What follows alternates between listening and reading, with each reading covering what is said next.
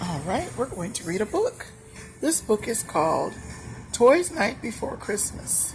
Toys Night Before Christmas? Yes, The Toys Night Before Christmas, illustrated by Susan Ronchi. Okay, let's see what this book is about. Ilani, are you ready? It was the night before Christmas.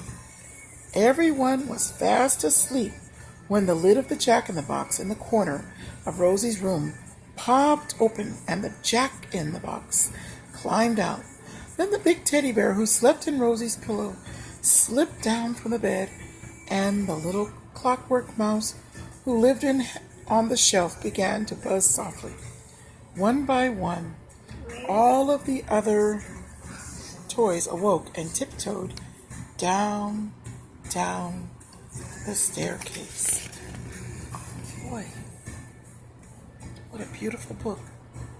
Soon all the toys had gathered in the living room. "It's not fair," said Jack. "Santa brings everyone Christmas presents except us." "That's because we're toys," explained Teddy. "He didn't need presents. We don't need presents." And no matter how hard Jack tried to persuade them, all of the other toys agreed. But Jack had a special plan.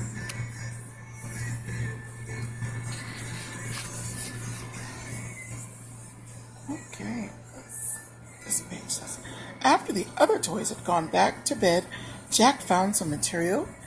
He made himself a red and white Santa costume and a little sack to go with it. How exciting that is! Then he found a present for each of the toys, a bit of cheese for the clockwork mouse, a thimble for the big doll, a carrot for the bunny. He popped them into the sack and set off outside. How exciting. Okay, look at that beautiful picture. It was a very snowy night, but Jack was determined to be everything the real Santa would do. To do everything the real Santa would do. And what he needed for that was a sleigh. Why didn't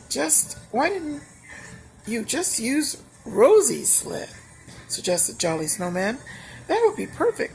So that's what Jack did, although it took him a little while to pull it free from the snow, for its runners were frozen hard. Now I need some reindeer, said Jack, and he was just wondering where to find some. A little bird flew down and chirped, "I'll be Dasher." And I'll be Dancer, said another bird.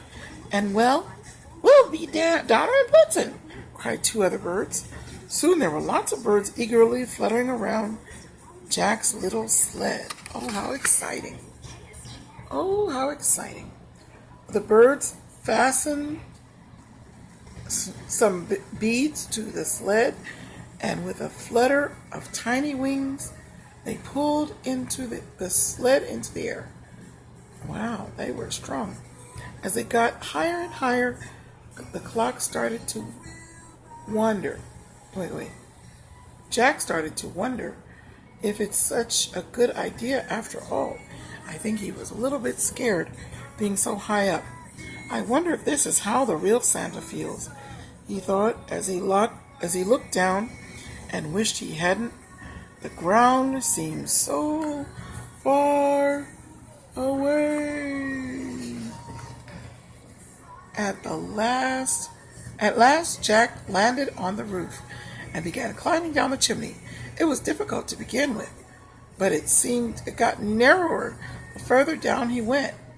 He started to wonder how Santa, who was so big and round and plushy, ever managed to get to the bottom. And then he got to a point when he just couldn't get any further down. No matter how he wriggled and jiggled, he was lodged stuck firmly in the narrow little chimney. "Oh no," he said. I'm stuck.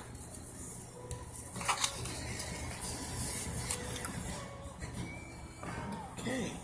But just when Jack was sure he would never get out of the chimney before they lit a fire in the fireplace again, he heard a loud "Whoa, whoa, whoa," and he saw something like a magic sparkling dust appear all around him. That means Santa. In a jiffy, he became unstuck and found himself falling very, very quickly indeed towards the bottom of the chimney. The real Santa had set him free, and he landed with a thump. Boom! How exciting! He's free! I know. Upstairs, the other toys were very surprised to hear a crash and bang coming from the living room, and they all ran downstairs to see what the matter was. There they saw Jack sitting in the fireplace, looking very bedraggled indeed, and coming down after him was a pair of legs that could only belong to the real Santa.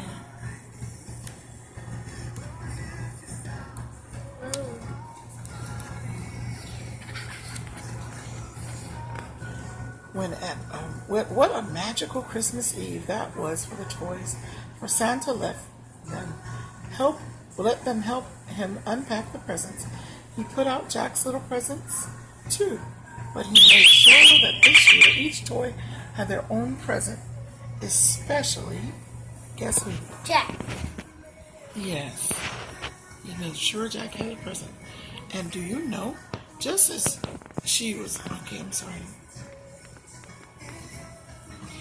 And do you know that just as she was waking up, Rosie was really sure that she heard a shrill whistle and a deep, merry, jolly voice.